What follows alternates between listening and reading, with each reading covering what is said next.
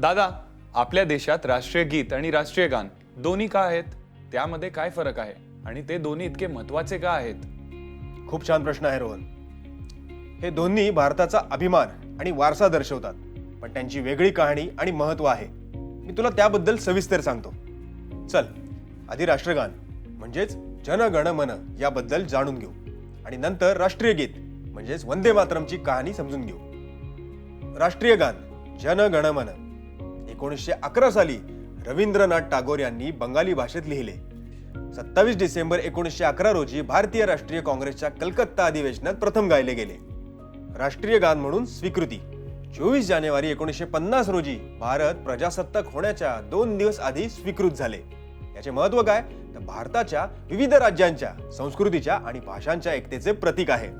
पंजाब, सिंध, गुजरात, बंगाल यांसारख्या प्रदेशांचा उल्लेख करून त्यांचा सामूहिक आत्मा दर्शवला आहे. याचे शब्द आणि अर्थ समजून घेऊयात.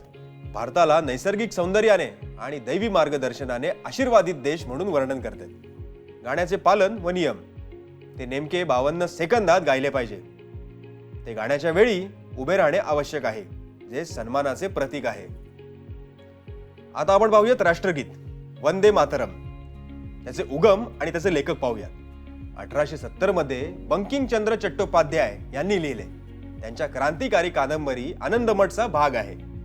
याची अर्थ आणि प्रेरणा समजूयात. वंदे मातरम म्हणजे माते तुला वंदन करतो. भारताला एका आईच्या रूपात दर्शवले आहे, जी सौंदर्य, शक्ती आणि आत्म्याचे प्रतीक आहे. स्वातंत्र्य संग्रामातील भूमिका स्वातंत्र्य चळवळीमध्ये हे एक प्रेरणादायी घोषवाक्य बनले. सभांमध्ये आणि आंदोलकांच्या गाण्यांमध्ये गायले जाई, ज्यामुळे लोकांमध्ये धैर्य आणि एकता निर्माण झाली. वाह, दोन्ही गाणी खूप सुंदर आहेत आणि प्रेरणादायक आहेत. म्हणूनच ती आपल्या देशाचा अभिमान आणि वारशाचे प्रतीक आहे. थँक्यू दादा. आता मला समजलंय की राष्ट्रीय गीत आणि गान दोन्ही का आहेत. ते आपल्या देशाचे ओळखीचे वेगवेगळे पैलू दर्शवतात. छान रोहन.